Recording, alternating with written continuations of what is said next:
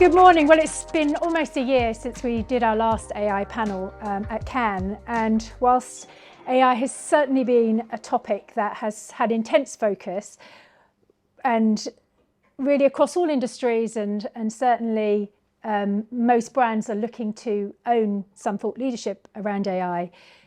But how is it really impacting on the work that we're doing, and what will the effects be in 2024? So today I'm joined by a very experienced and influential panel, each of whom has much more understanding of the impact and opportunity and challenges of AI than most of us. So I'd like to introduce our panel: Jeremy Kahn, AI editor of Fortune; Hugh Langley, senior correspondent at Business Insider; and Elena Corchero, who is director of emerging tech innovation and events at the Wall Street Journal, Dow Jones. So I'll allow them to introduce themselves a little bit, and then we'll get into the topics of today.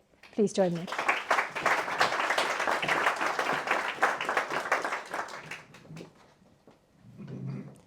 Hugh, do you want to give a very brief intro to yourself? Yes, sorry. Is it better? Can you hear me through this, or what's better? Yeah, okay. So yeah, I'm Hugh Langley. I'm a senior correspondent at Business Insider. I cover tech, predominantly Google is my sort of primary beat, but a lot of AI as well. I'm covering a lot of AI startups, a lot of AI innovation that's also happening across the big tech companies. Yeah, that's basically my remit. Thank you. Jeremy? Hi, I'm Jeremy Kahn. I'm Fortune's AI editor.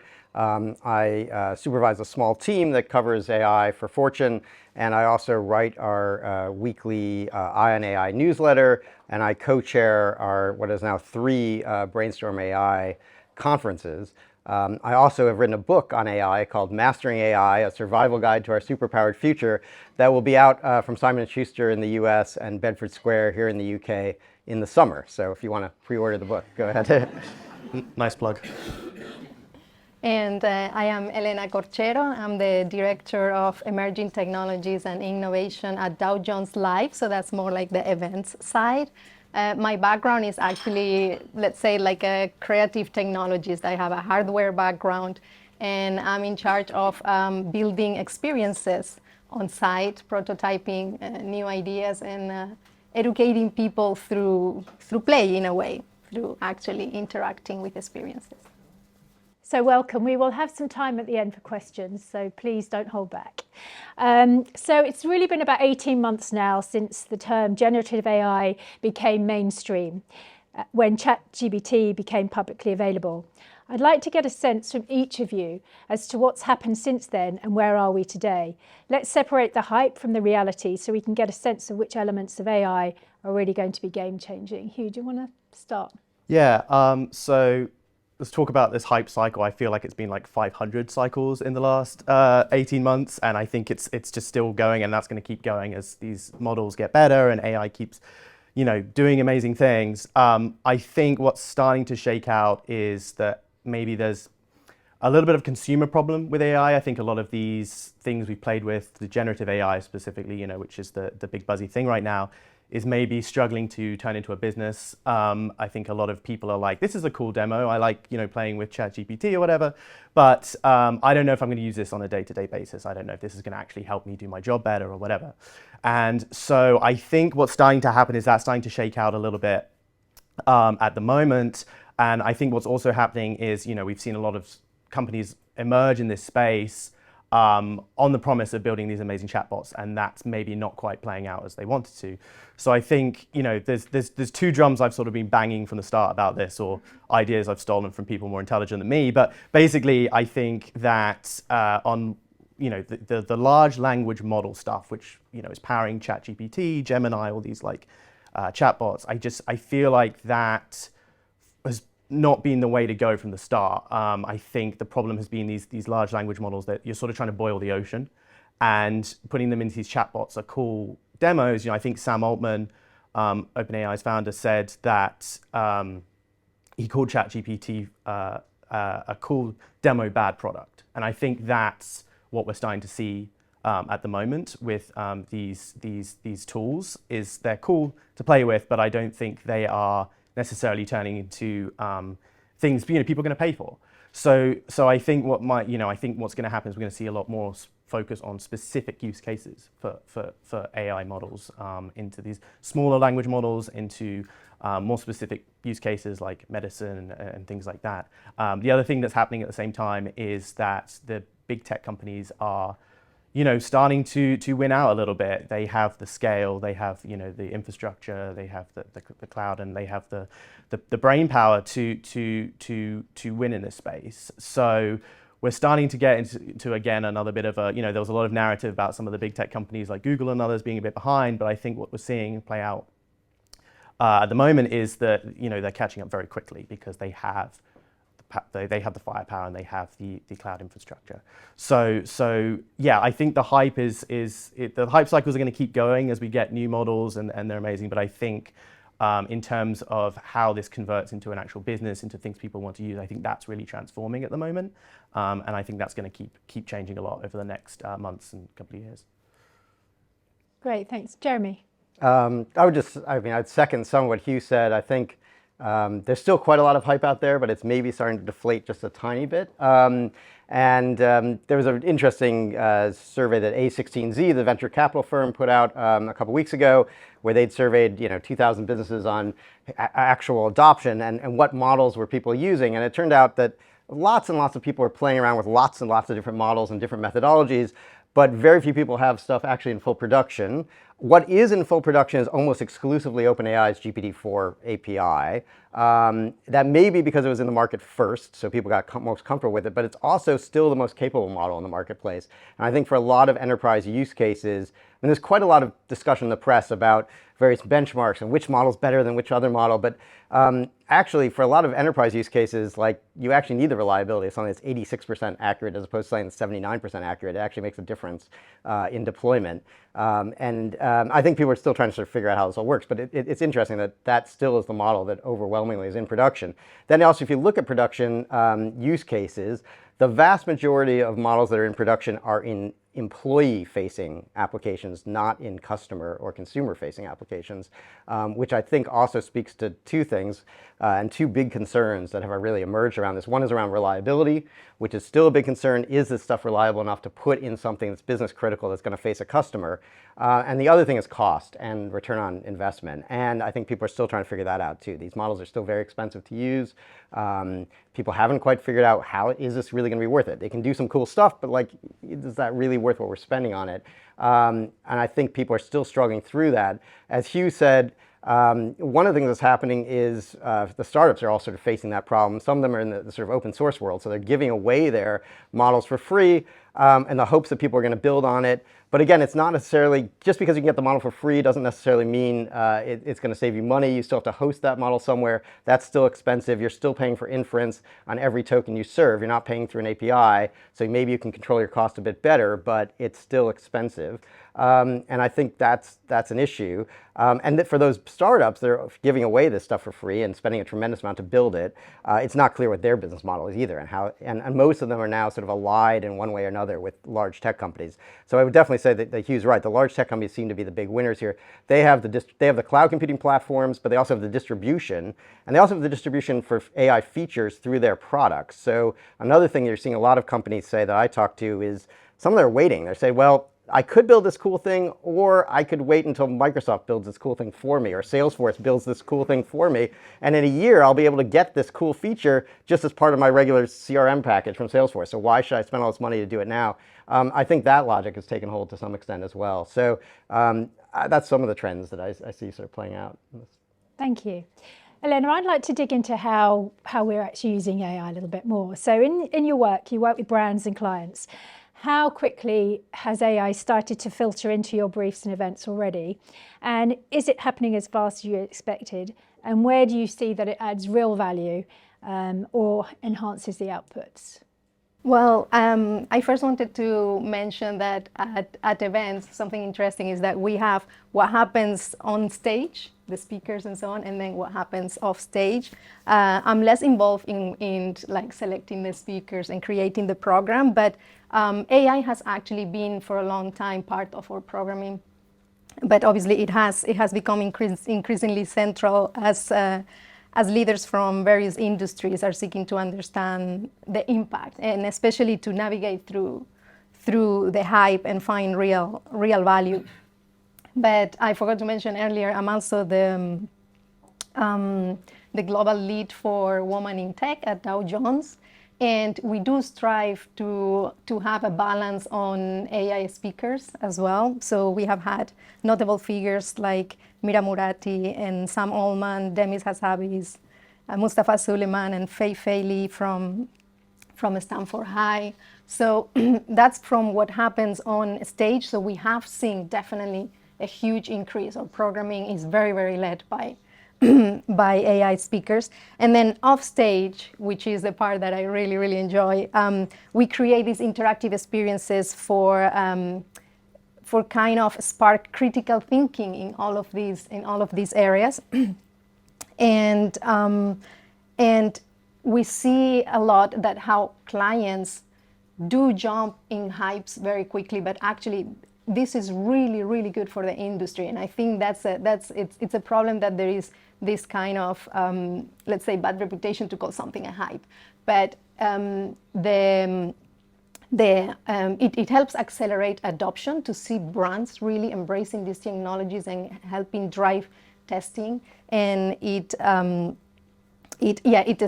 kind of stress tests, it helps stress test the industry. So we have seen that happening already with metaverse technologies, NFT, and so on.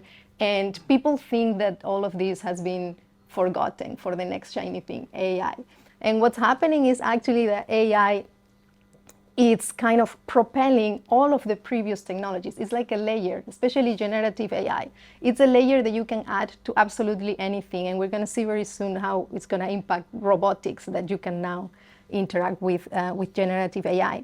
So what I'm trying to say is just that all of that investment has not been in vain.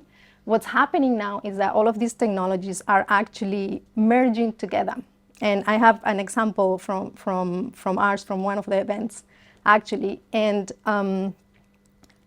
this is where you might want to revisit those previous investments, is where can I now merge what I did with metaverse and AI and AR and NFTs, blockchain actually for the whole conversation of misinformation is going to be very important, and so on. So an example that we created, that we launched last year, is called sustainablehorizons.ai, another plug. And it's an immersive story about AI in sustainability, but the whole story has been crafted using AI, with human supervision, but using lots of different AIs. And this is an immersive experience. So you have to imagine that there is a 3D environment, there is obviously the script, the audio, the music, different imagery and animations, and so on. So we use ChatGPT, BART, Bing, 11 Labs, Midjourney, TensorFlow. I mean, the list is massive. And it was a great experiment on how actually not only everything can come together, but it's propelled by AI, by generative AI, which I also want to make a distinction there. So I'll just end to say that when you think of the next hype, which is going to come, and it might or might not be AI related, AI will definitely empower it. I think what we need to start prioritizing is ethics. And you can kind of feel calm in a way that if any hype you approach, you do it with an ethical mindset, you're probably going to be successful, or at least we all together can try and drive success for society. And I have a quick kind of, how will you say, trick to remember maybe different areas of ethics to care about, and I call it the 3 S's, 3S, security, social impact, and sustainability. And on the sustainability side, I'll just mention that that we don't talk a lot about the sustainable impact of AI. But actually, I have here a number that, let's say that the previous ChatGPT cost around 100 million to develop, which is why it's so exclusive, as you were mentioning, Jeremy. If it costs around 100 million to develop, to train such a such a model, actually most of this is electricity cost. And when we just try to infuse AI everywhere, maybe because it's the new hype, we also have to take that in consideration in which applications is really essential and in which ones it's not. The last two examples we have there is actually we cannot directly impact on the footprint of these technologies when we use them, but we have a tree planting initiative. So anyone that interacts with any of our experiences that use energy-intensive things like NFTs or AI, we actually plant a tree for each user. And now in May, we're launching a new experience called Decarbon Canvas.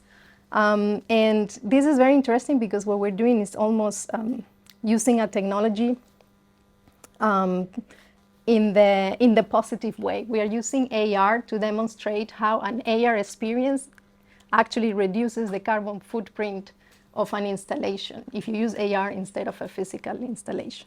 Anyway, plenty of things to discuss, but I think in terms of the importance of AI integrating with other tech, it would be good to get a viewpoint from Jeremy and Hugh, if you've got any examples or.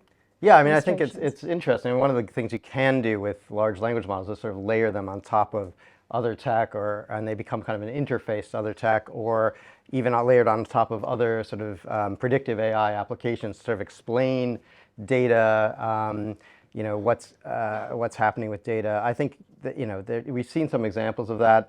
There's even a company here in London that's trying to do essentially a foundation models for self-driving cars, but it has a large language model attached to it. So one of the things it can do is try to explain what it's doing while it's driving, and as a result, it's a way of sort of debugging the technology. So it's like, oh, I see a pedestrian here, therefore I'm going to apply the brakes. So it can actually talk through the logic of what it's trying to do, which gives you a sort of, as a user of that technology, more assurance that it's actually going to drive safely. And if it's not, you can kind of, for the engineers building systems, you can kind of debug it more easily than you could with the previous technology.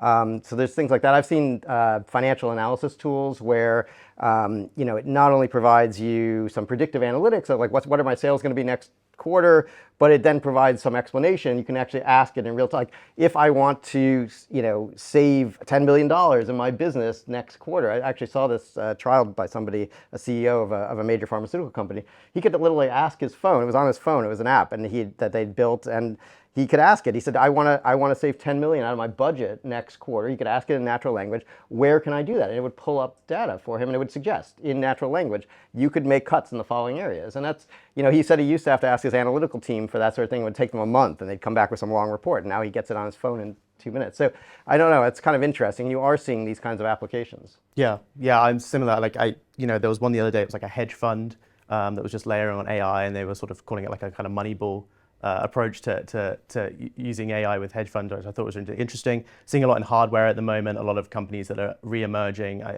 The Humane AI pin, some of you may have caught, which was a bit of a disaster, but there's a lot of these hardware companies that are kind of coming back, these startups that are trying ideas they tried before, but now with large language models, as Jeremy mentioned. So whether it's like glasses, I saw a really cool one you put in your ear the other day, which is using large language models to tell you things about where you are, and also be a better kind of conversationalist between you and like your music streaming platform, things like that. So we're seeing this interesting sort of layering, and some of it will work and some of it won't. But it's exciting to see all the different kind of things being tried at the moment. Thank you. So we're all living and breathing news about AI. Every day there's a story, or more than one story, about the subject. But maybe it's because we're in the business we're in. Are we looking through it from a lens of the work that we're doing? But how are consumers feeling about it? And is it even a concern of interest to the mass market? Yeah, so I touched on this a bit at the start, but yeah, I do think there's a thing shaking out where the consumers are maybe it's not quite it's not hitting with consumers in the way the hype cycle initially maybe suggested. I think what we are seeing is some interesting developments in the business to business in enterprise use cases. can people put their hands up if you heard of like AI agents lately? Has anyone heard about those a lot? It seems to be a new thing. So this is where I think things get more interesting, because the idea of AI agents basically is they are much smarter tools and apps using these models to automate things. So say you need to, create and track an invoice in your company. The idea is this agent would be able to do most of that for you. Presumably you want some human looking it over at the end. Or maybe a travel agent where, it can really sort of build an itinerary for you and do a lot of that work.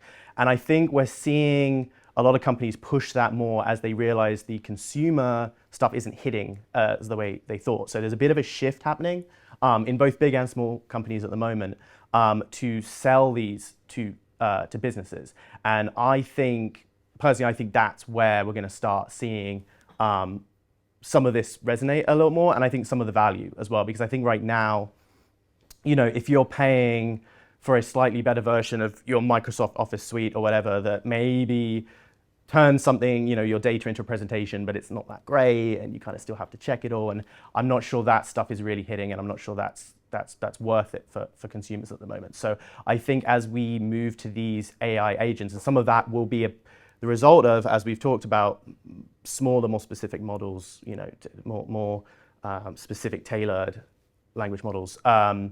Then I think things will start getting a bit more interesting. And I think that the consumer side will keep hyping as new models. GPT-5 will come out at some point in the next year and will be amazing, and everyone will be like buzzing again. And then I think it will just, die down a bit and then pick up again. But I think it's in these business enterprise applications and these AI agents where things are getting really interesting. Yeah, I think that's right. I think consumers are focused on what's happening in AI. They're very interested in it. There's still quite a lot of fear about job loss. How is this going to change my job? How's it going to change our society? I think people are really, all the stories we run on AI get a lot of readership. I think people are very engaged with it. It's not like they're turned off. In terms of the actual usage, I think it depends. I think it's like any early technology. You have some power users who kind of use it for everything and find it extremely useful and have spent a lot of time figuring out a lot of tricks about how do you prompt a chatbot to give exactly what you want, and they're really good at working iteratively with it, and they don't get frustrated that it takes them 10 minutes of going back and forth with the thing because they're still saying it's saving me something that would have taken 2 hours before. And there are other people who just want a simple solution, and they think they find it frustrating because you have to kind of work back and forth with a chatbot, and it doesn't always give you what you want, and you still have to edit it. So I think there's some people who are like, well, this is taking me so long, I could have done this myself the old way, and it's not very useful. So I think it just depends. And there are other people who are they're afraid of the technology, they don't really know how to use it.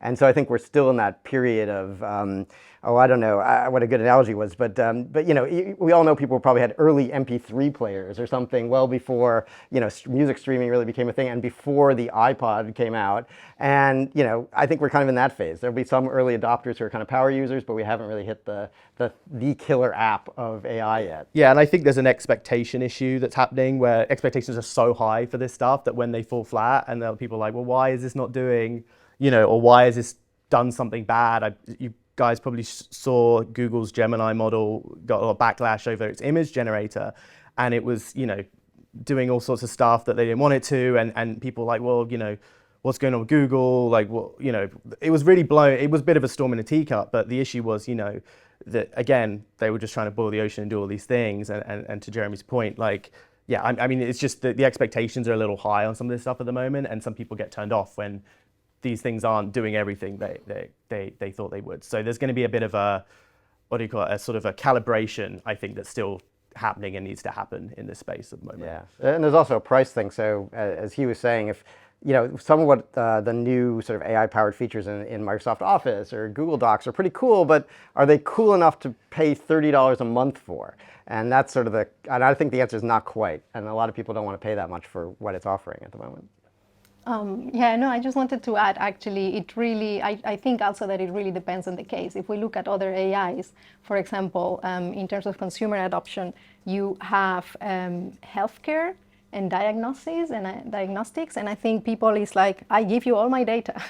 I want to have the best diagnostic, and I want you to know every human on earth so that we can get to the right conclusion, versus surveillance, for example. because of the lack of transparency. You don't really know who's tracking you, what, you don't know if they're accurate when they do ID checks and things like that. So it's really almost like a case-by-case scenario. In terms of Dow Jones, I wanted to mention that we have various ways, B2C, B2B, and so on, to look at AI, but something that is difficult is that our journalists go to extreme lengths to report the news accurately and fairly, obviously, and their work deserves to be recognized, valued, and licensed accordingly. And this is obviously the discussion with a lot of publishers in terms of IP. But then actually I just wanted to add that on the B2B side, we have just launched our first generative AI product. It's called Integrity Check, and is developed by the risk and compliance team. And it's a fully automated research platform that is able to produce investigative due diligence reports on companies and individuals in very quickly, like in 5 minutes. So it's quite innovative for us, and it's just been launched. But what's interesting, and I think, Jeremy, you touched on this, is that actually this was a huge cross-functional collaborative effort. Product management, proposition engineering, legal, partnerships, data strategy, marketing. I mean, everyone had to get involved. And it goes back to the access issues, the paradox of how Gen AI appears to be so democratic for everyone to use almost freely, right? But then actually to be able to deploy sophisticated tools is just in the hands of a few. And there are cheap improvements, the way you can do parallel processing for AI, which is the real innovation in generative AI. The new chips from NVIDIA, but also Intel and so on, are gonna allow to lower not only the energy cost of this, creating these models, training these models, but also are gonna lower the cost overall and the efficiency. So I think we're gonna see a lot of these improvements probably in these use cases as deploying sophisticated tools become more accessible, and it's just not yet there. So that's what I wanted to add. So we touched a little bit on ethics already, but I'd like to go a little bit deeper, especially when you're looking at misinformation, deepfakes, especially that this year is a big election year across the globe. How worried should we be about this, and what checks and balances do Newsroom have in place? I can start on that. So, I mean, for us, you know, it's in terms of checks and balances in the business inside in Newsroom at the moment, a lot of it's just being extra careful. The good example, I was telling someone earlier, the Baltimore Bridge boat incident the other week, one of my colleagues wrote the story, and she spent a lot of time checking it from every angle, finding other sources to make sure it was real, because, you know, obviously we try and make sure, you know, we're being very careful in any story we write, but I think with this one, you know, there was an extra concern, like, is there an AI component to this? You know, has this been deepfaked or even exaggerated somewhat? So, you know, just in terms of our Newsroom, that's it at the moment. We're just, you know, being extra vigilant, like, you know, making sure we're just really cross-checking everything, an extra time, you know, for this stuff. We use a little generative AI in the Newsroom, not a lot. We do it to sort of build, you know, suggested headlines and things like that, but it's not very extensive. But yeah, I think, you know, it's something that every Newsroom obviously already is hopefully thinking a lot about. And, you know, especially as we, you know, I remember the last 2 American election cycles, there was some pretty good deep fakes going around, and that's obviously going to get a little better, or a lot better, very quickly. So, you know, a lot of this is just really being very careful, and I think, you know, there will be longer conversations on a legislative level about, you know, watermarking these models and things like that. I think we're still early in that space, and I think there's still a lot of conversations and arguments to be had about how that's done, but I think long term that's the sort of thing that's going to help get around this problem. I don't want to say solve it, because I don't know if this problem's ever going to be solvable, but yeah, short answer is extra vigilance for our newsroom, at least. Yeah, I would say that's the same for us. Just being careful, trying to check things as much as you can. There are some standards around content credentials that seem to, like the industry seems to be coalescing around this C2PA standard, but that's not a perfect standard. A lot of people said it's fairly easy to manipulate C2PA credentials, which is another problem. So you could end up with credentials that seem like they're legitimate and aren't, which is going to be a real issue. Again, watermarks can be removed. There's also a problem of, I think, particularly on audio content, something out there and it's not clear if it's real or not, and what are you going to do with it? And I think in the context of politics, it could be, we've already seen here at the Labour Party conference last year with that Keir Starmer audio that circulated, and it was very quickly debunked.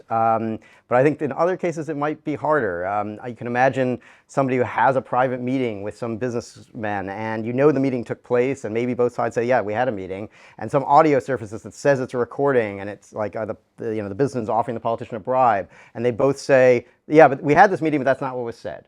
And it was a private meeting. How are you going to know if it's real or not? And how are you going to, I think it's going to be a problem, and people are going to have to think very carefully. Do I report this? Do I not? And you can see it leak. And the problem also is that with the media landscape, you might have a situation where sort of the mainstream established publications do not report this at first, but it sort of leaks on social media. Then it becomes one of these things, well, everyone's talking about it on social media, so we have to cover the fact that other people are talking about this, and then you kind of back your way into actually legitimizing the story, which is a problem. And I think we're going to have to be really careful this year about that.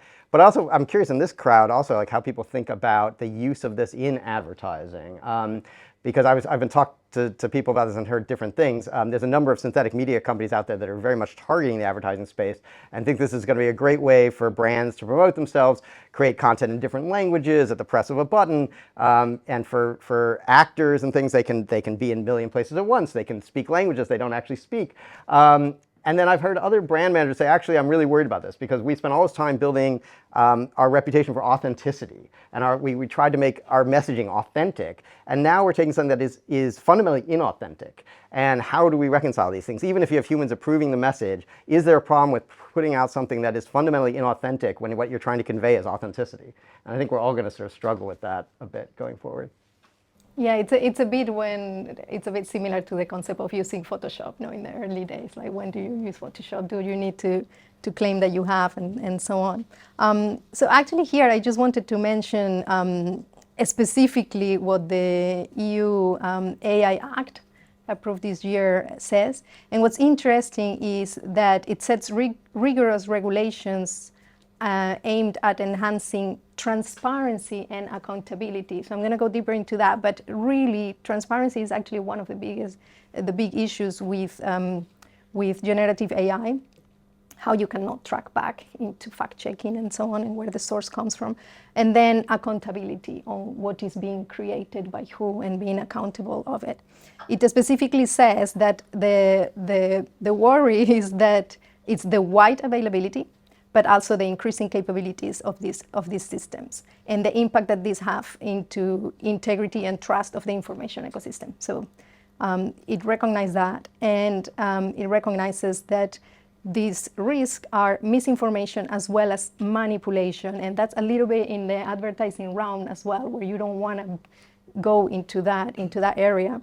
And the problem is that it can do this at scale.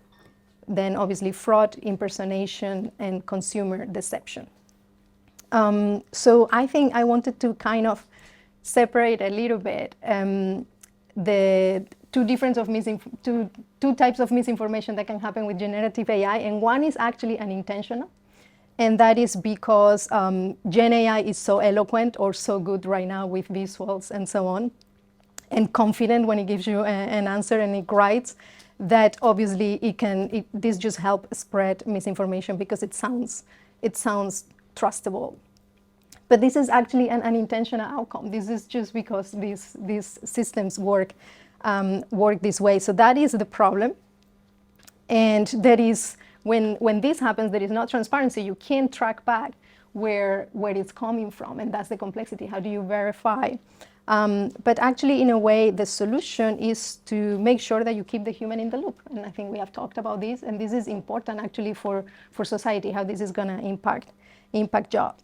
The bigger problem is then the intentional misinformation. That's when we're talking about deep fakes and so on. And the problem is how convincing and how hard it is to detect this. Even AIs that are designed to kind of detect anomalies on videos and so on are finding it harder and harder. But the opportunity is that we are entering in a maybe pivotal moment for trusted media brands to distinguish themselves as impartial sources of truth and to regain public trust, which, I mean, this is not new. This has been the problem with user-generated content as well, which is how do you regain your place as a trustable source of news. But I think it's definitely now more than ever, it's going to be very important to support people on providing that.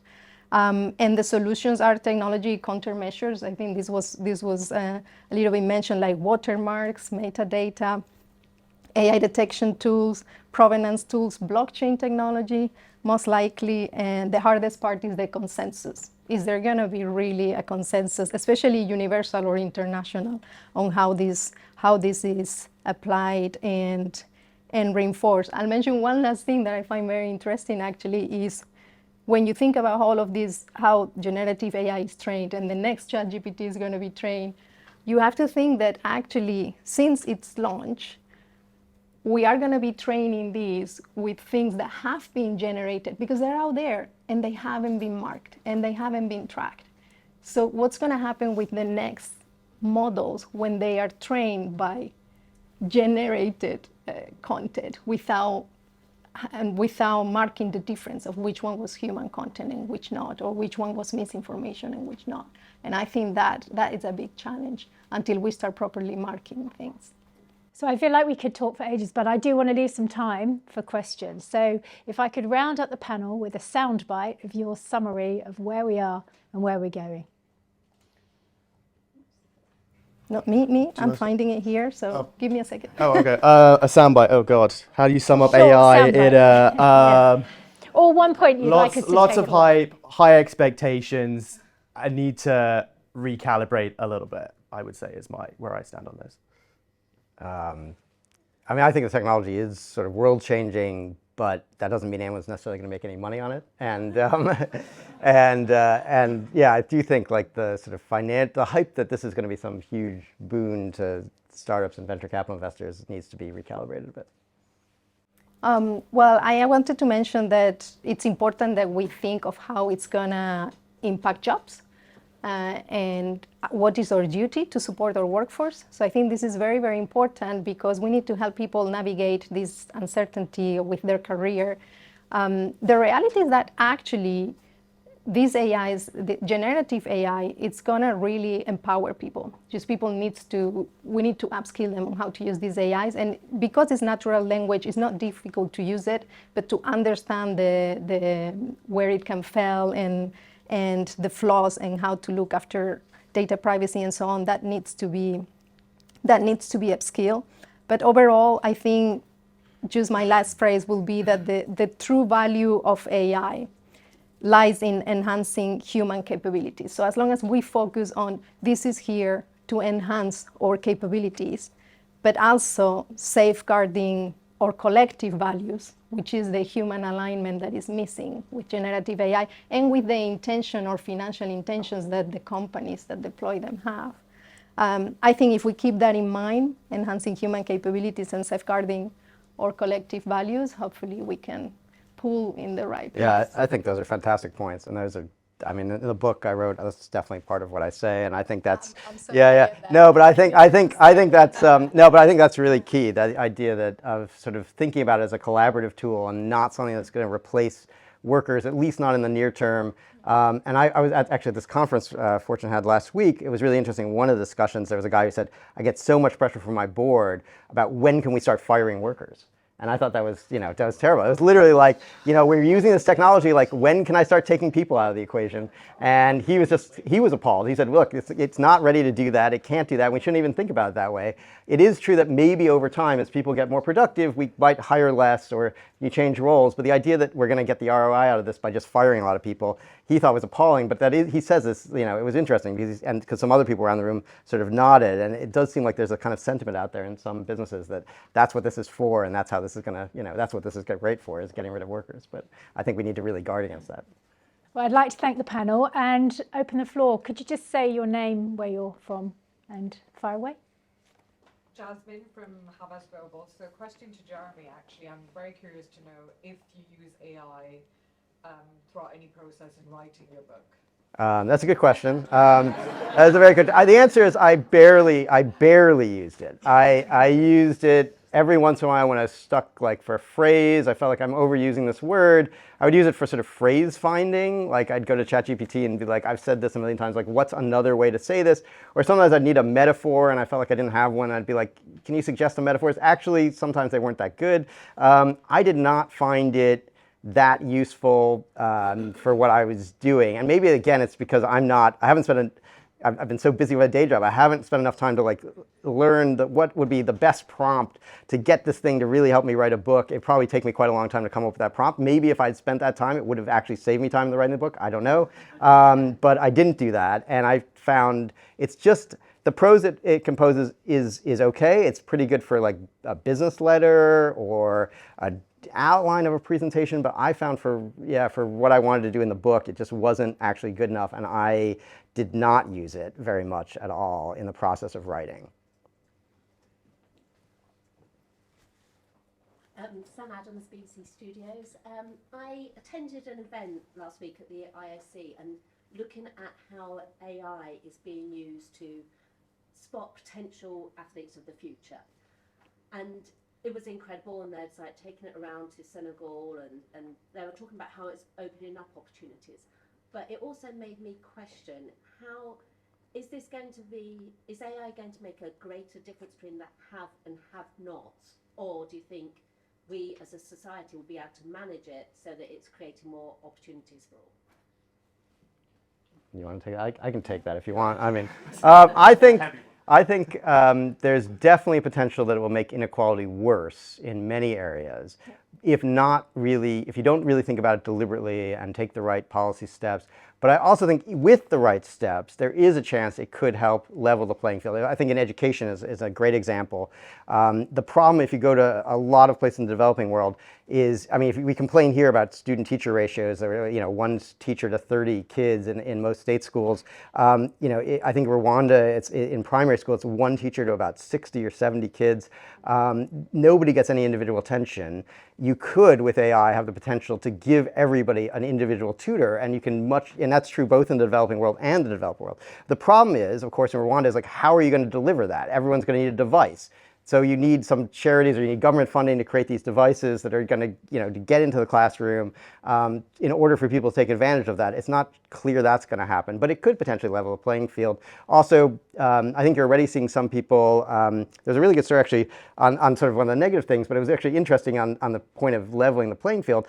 In the Wall Street Journal the other day, there was a story about somebody who created a kind of content farm for political content, and they were trying to show how easy it was to do this. It was actually kind of a frightening story in that respect. But the one piece of this was that the guy who did this for him and built this AI-powered system was in Karachi, Pakistan. And he was working as a contractor and making what in Karachi was probably a very good wage to do this work. So there's a potential, again, sort of in terms of the balance between nations, that you might find people in India and Pakistan and the global south who adopt this technology quickly, are able to build quite good businesses off of this and lift themselves up into the middle class or upper class in those societies. And I think there's that potential there, as there was with the internet, of sort of reshaping the balance between nations on some of this stuff. Yeah, I would add that I think as a research tool, there's a kind of leveling there. I have a friend who's a teacher, and I asked her the other day, how's it going? And she just said, I'm spending my days going through essays, working out which parts have been generated by AI, and like that's a less good thing. But I think, to Jeremy's point, as a research tool, it's amazing the opportunities that opens up for people, whether it's students or even in my work, I've been learning how to like search trademark systems recently. I was like, I don't know how to do that. And I just, through a bit of interfacing with one of the AI chatbots, I sort of learned about that. And, I'm in a privileged position as a journalist where I could alternatively call someone up and learn about that. But a lot of people are not. And maybe they want to learn how to do something. And sometimes it's hard to know where to start. And again, it just as a research tool, I think it can be really amazing and offer a lot of opportunity for sure. I was Izzy from Realm. I was really interested in the point you raised around open source. We don't hear a lot about that. The conversation is very much driven by the large organisations that dominate the press. And if one was of a cynical bent, one might think that the approach into regulation is another tool in the box of the large organisations to control what open source companies are able to do. But I myself am not very aware of what they're doing. I just wondered if you had any insight in that area. I mean, you can say. Yeah, I can mention that it's a tough, it's definitely a tough subject. I will say that I'm more personally pro open source and believing in the true intent of human nature. But it's definitely a very strong debate. Maybe you can add more facts to this. But I will there's a ton of stuff happening in open source. There are a lot of startups creating open source models, and also Meta, which is one of the big tech companies, obviously, is completely committed to open source. They just put out Llama 3, which is one of the most powerful open source models yet. Two things on this. None of the open source models yet are quite as capable as the proprietary models, particularly GPT-4. So again, whether they're as useful in enterprise cases, I don't know. And I don't know, regulation is a tough one because it is true that the regulation might impact open source, might make it much harder for people to do open source. It is also true that the open source stuff is more vulnerable. It's not quite the same, or at least we haven't quite figured out yet, and maybe it'll just take time. I think some of the open source advocates say it'll just take time. If you look at the traditional open source software world, that software is now more secure often than proprietary software because there's so many eyes on it and people trying to fix security vulnerabilities. But in traditional code, it was obvious that there's this logical flaw here. If you say something here, it trips this thing and that happens, and we need to close that loophole, and people do it. Here, it's not clear that the vulnerabilities can be fixed very easily. And if you have access to all the model weights, which you do with the open source models, it's very easy to come up with what they call prompt injection attacks, where you have a prompt that will overcome guardrails, get the system to do something it's not supposed to do. Right now, that mostly just involves spewing out racist content or producing disinformation or producing malware code is one of the worst use cases. But people are very worried that as these systems get more capable, you'll be able to get it to spew out recipes for bioweapons, or you'll actually get, as we talk about agents, maybe you'll get an open source agent to actually execute cyber attacks for you. And while the companies producing these might put some guardrails in place, right now it's really easy for anybody with any knowledge to overcome the guardrails if it's an open source model. I think until we fix that problem, maybe we're going to need some regulation. I don't know. I'll add to that one of the ironies is actually that ChatGPT models were initially using PyTorch, which is an open source from Meta. So it's kind of ironic. But we got a chance for one more question. Just talking about the open, Will Nicholson from the Vision Network, talking about the open source. You're all from financial business organizations. An elephant in the room is the how much this is putting on the stock market, or the AI implications. You were talking, Jeremy, about not being sure about what the business models are. Can I just get a perspective, thinking about my meager pension? What is the implication? Is this bubble that we're producing for AI-based companies going to be as big as a bubble as .com crash in the early 2000s, or where is it heading? Well, look, I think right now there are very few ways to kind of play the AI bubble, as it were, except investing in fairly large tech companies that are already out there. And yes, I do think, if you're an investor in NVIDIA, it might be a good time to take profits, because I think their valuation is so high. If you look at some of the projections on how many GPUs they would have to sell over what length of time, it's going to be very hard for them to justify their valuation. I think if you're an investor in something like Microsoft or Alphabet, I don't know, they might have a ways to run yet. And so far, none of the AI companies, that are AI startups have gone public. And in fact, it looks like they're increasingly kind of in these close alliances and supported by these big tech companies. I don't know if any of them are, are we going to get to IPOs? And what we do, what are the valuations going to be? I don't know. But right now, all the sort of froth in the market is mostly in these large tech companies. And there, I think it depends on the tech company. I think some of them have more sustainable business models than others, and some of the valuations are more in line with what one might reasonably expect them to earn, and some of them are not. So it's a distribution thing as well. So at the start, I mentioned about the kind of hyperscalers, we call them, sort of winning out. We've all talked about it today. They have the infrastructure, but they also have the distribution. Google's products, billions of people are using them every day, Microsoft. So they're obviously, in that position to win. I think what Jeremy just mentioned is really interesting is that the smaller ones that are bubbling up do seem to be either leaning on these hyperscalers to work, or they are just falling away.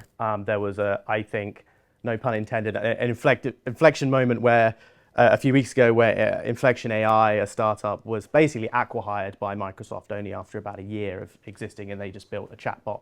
And I think that was a signal to me that these smaller players need, they need the infrastructure, they need these partnerships. So I think to your question, yes, I think hashing out on video might be a good thing to do at some point soon, but it's going to change a lot. I think this is, 6 months ago there was narratives around how some of the big companies were falling behind in AI. Now it's suddenly that they're getting ahead. It's just changing so quickly. So I think I still do think it is the big companies that are gonna win out. I'm not convinced it's a bubble that's gonna crash. I think it's just I think there's a bit more caution, but I think it's just gonna change so much. But it's fast moving for sure. I can add there that actually it's not always a direct impact. So maybe the Reddit IPO is a good example that actually apparently the valuation was increased because they disclosed that they had these partnerships with AI companies to train with their data. So in some cases we're talking about direct, but also the indirect. Perhaps that's a good way to look at the impact.